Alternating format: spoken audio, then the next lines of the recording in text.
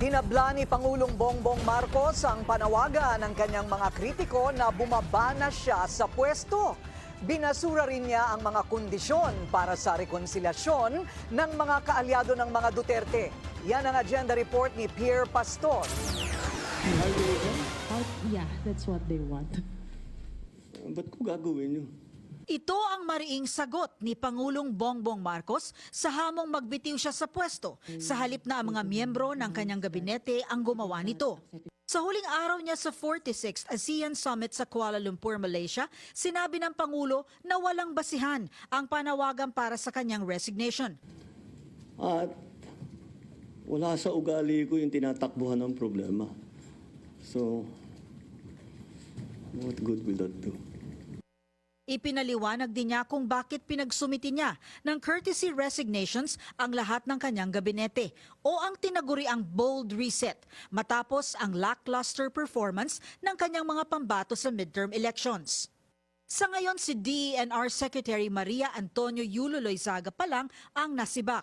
Pero lumalabas na pinagpapahinga lang siya at nakatakda ring bigyan ng isa pang hindi inaanunsyong cabinet position. Ang ibang opisyal inilipat lamang ng pwesto. The secretaries, I think, all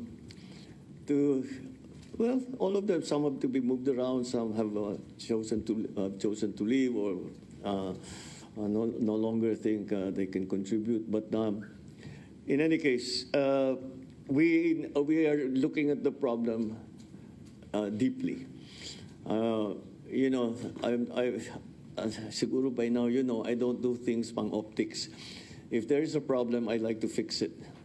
So that's what we are doing. So expect us to be doing a rigorous performance review, not only at the cabinet level, but even deeper. Sa kanyang pahayag naman na bukas siyang makipag-ayos sa mga Duterte, iginiit ni PBBM na wala itong dapat kaakibat na kondisyon. Una nang sinabi ng mga kaalyado ni FPRRD na kailangan pauwiin muna ang dating Pangulo mula sa The Hague bago pag-usapan ang anumang reconciliation. That's not how reconciliation works. You don't put conditions to reconcile. If you're sincere, you want to reconcile, let's sit in front of you. Ano ba talaga problema? Paano nangyari ito? Tanggalin natin ang problema. Pero sasabihin mo, hindi ako makikipag-usap hanggang ibigay mo sa akin ito. Wala pupuntahan na. Yeah, and that condition. Tapos na. That's not reconciliation. That's not even a negotiation. That's demanding. Inamin ng Pangulo na hindi pa niya alam kung anong mangyayari sa reconciliation. Hindi raw niya mahuhulaan ang magaganap.